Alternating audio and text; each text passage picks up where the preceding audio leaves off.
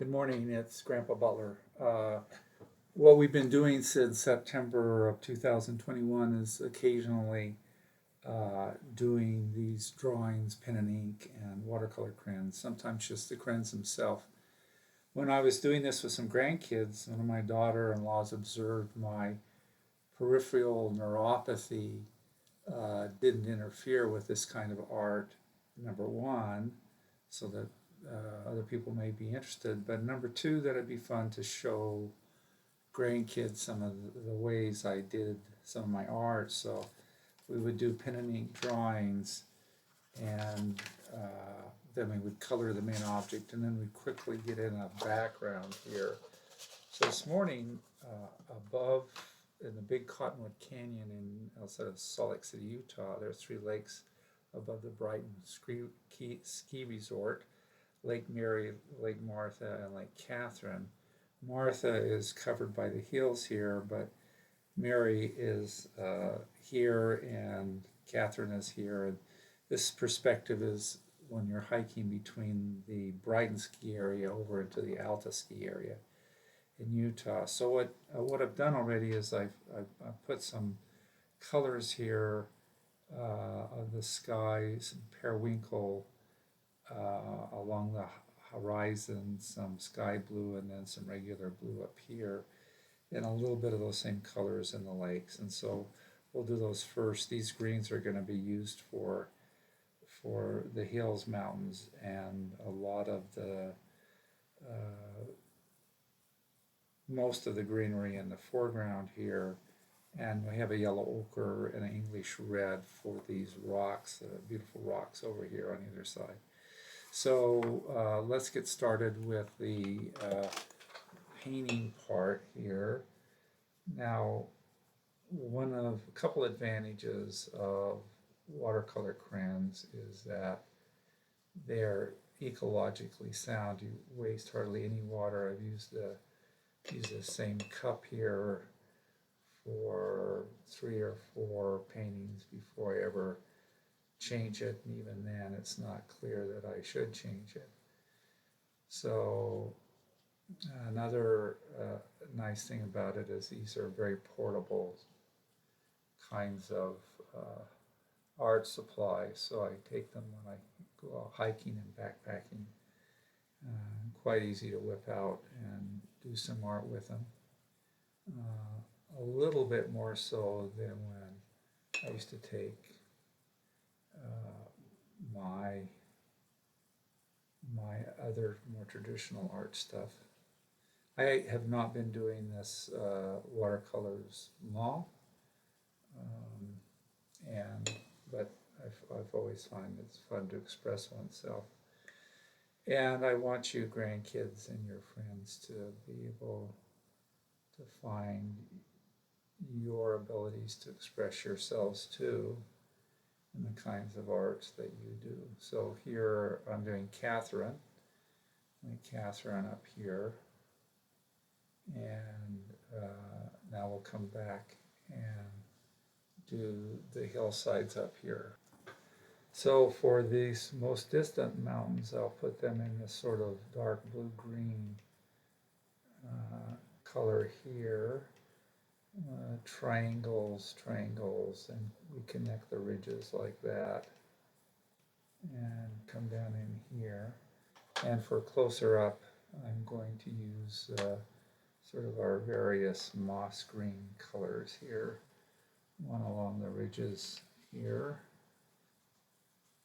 and I'm trying to be a little bit careful as Grandpa follows the ridges on there, although you know that care is not Grandpa's greatest virtue, is being careful here. So look, I'm doing a ridge and I'm doing kind of triangles off there, coming into valleys here and there, more ridges, more valleys. And what we're going to do here in a half a second after I get some of these colors down here is we're going to put a few more shades here,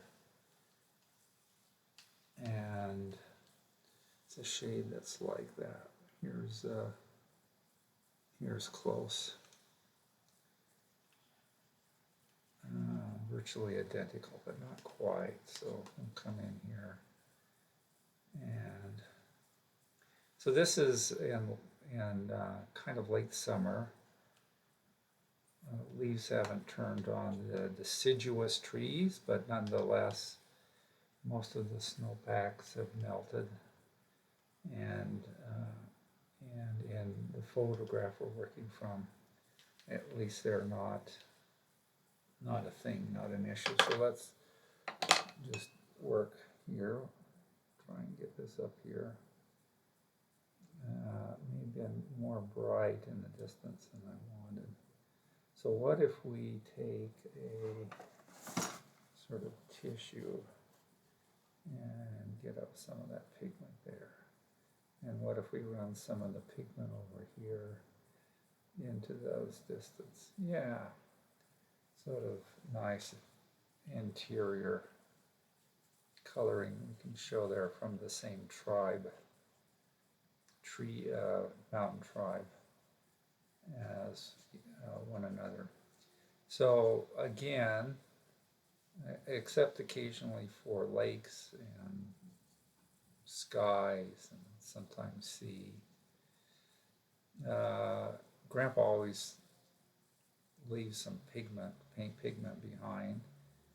And that's why when he's coloring with the crayons, it's as if he's drawing, so it's just not random, because that pigment becomes part of the picture. And I'll get some darker greens in here, some for tree lines. So here's a dark green for distant tree lines, and in the picture, here's kind of the valley here, and some tree lines going up here. Looks like up a draw, and tree lines over here. And I hope you're all doing well. And given the vast number of people that view this video, I hope that when your grandkids are 40 or 50 years old and your grandkids need something to do, you can resurrect this from a file somewhere and maybe take a look at it. Let's get some other greens in here. I have a couple of shades, and then we'll come around here and we'll lighten that up now. So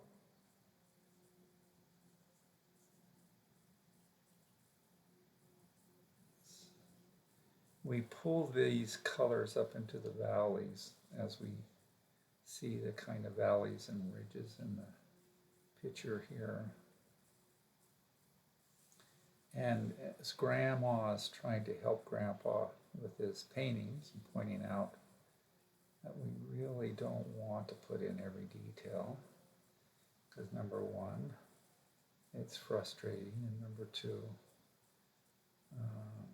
we just want to leave the impression. We want to have time to go hiking with the grandkids. We don't always want to be painting for the grandkids.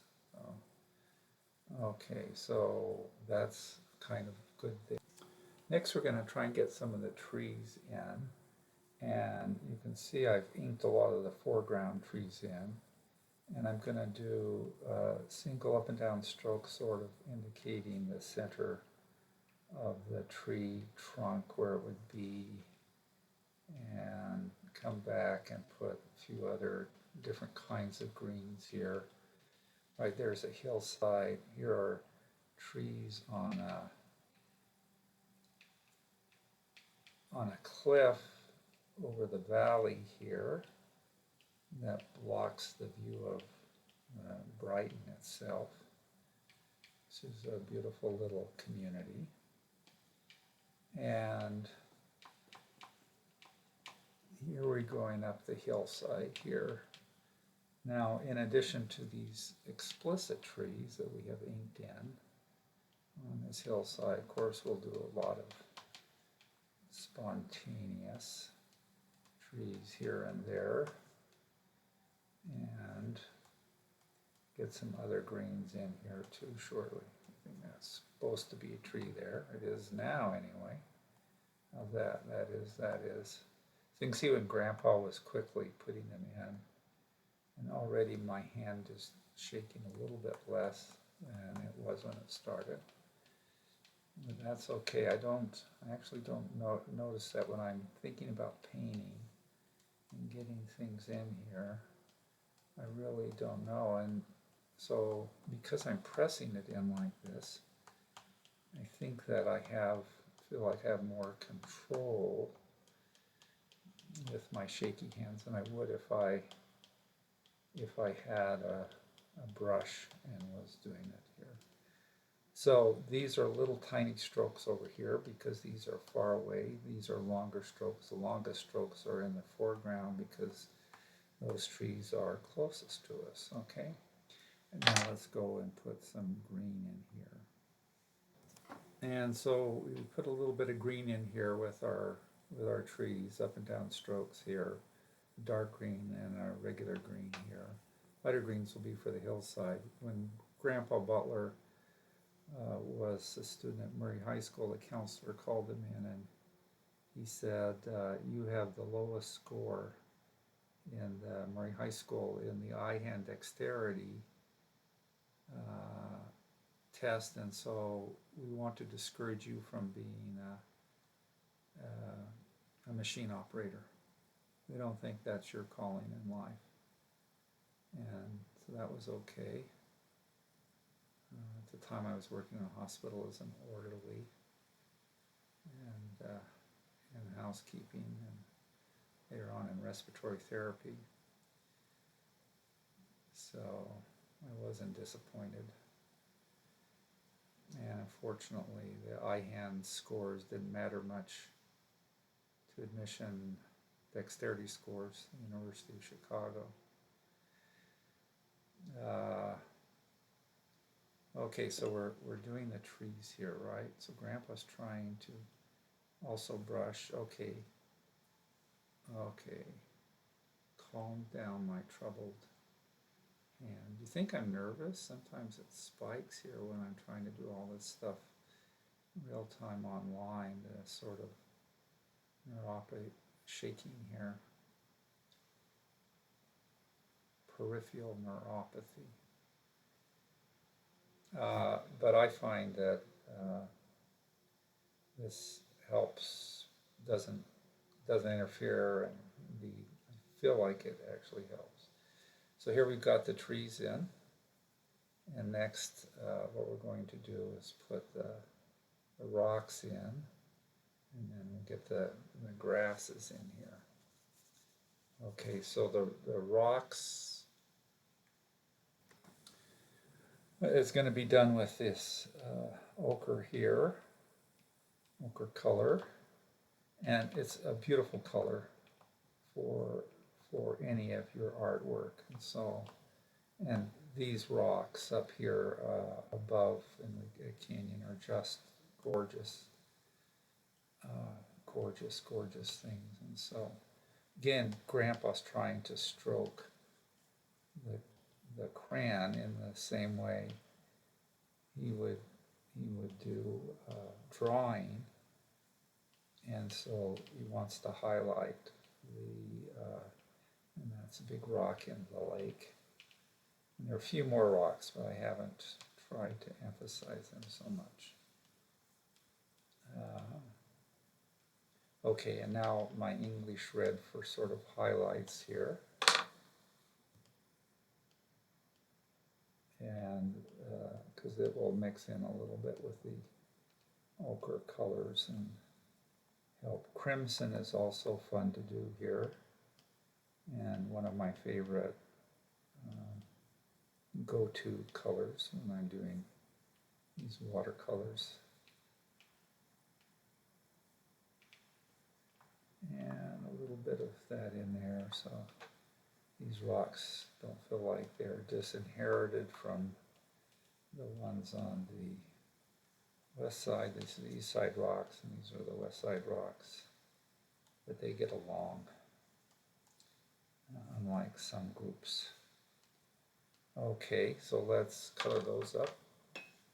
I'm leaving those with a few strokes here and there. Here I think it's a little bit dangerous to stroke too much.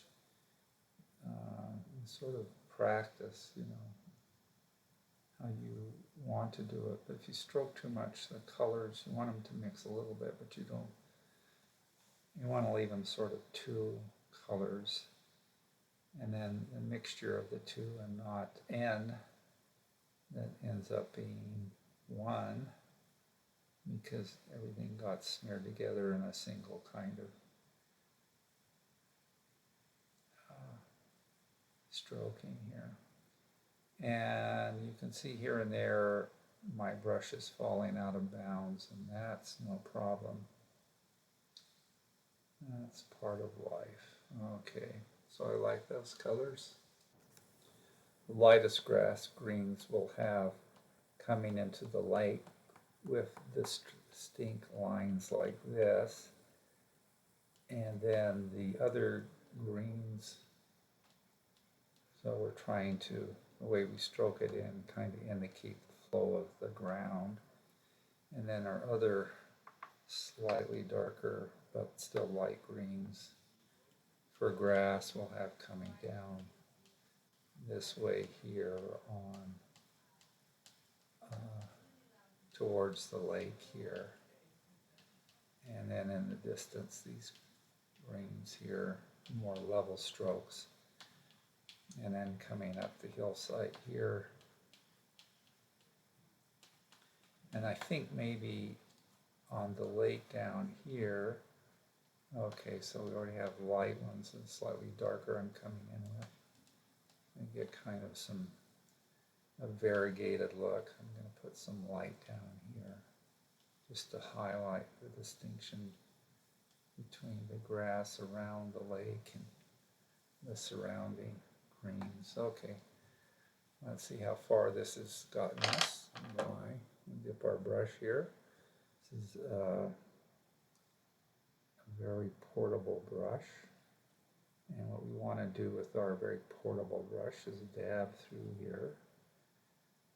And any stroking at all, stroke in the way that the hillside dips down towards the lakes.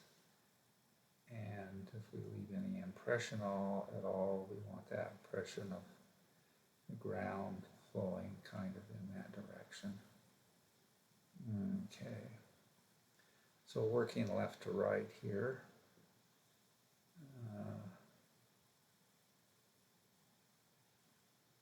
And coming over here and top to bottom. I think we are about done. All these white spaces over here, Grandpa has a little bit of green residue on his brush, and so just going over and dipping in those areas. And over here, stroke towards the lake, leave some of that pigment directed at kind of a lake look there. And kind of finally, I think what we'll do to add a little interest in here is a few birds. Only Grandpa probably needs to do these with two hands. There's a bird there, and there's a bird there. How about another bird here? Slightly different angle. Okay. And another one up here.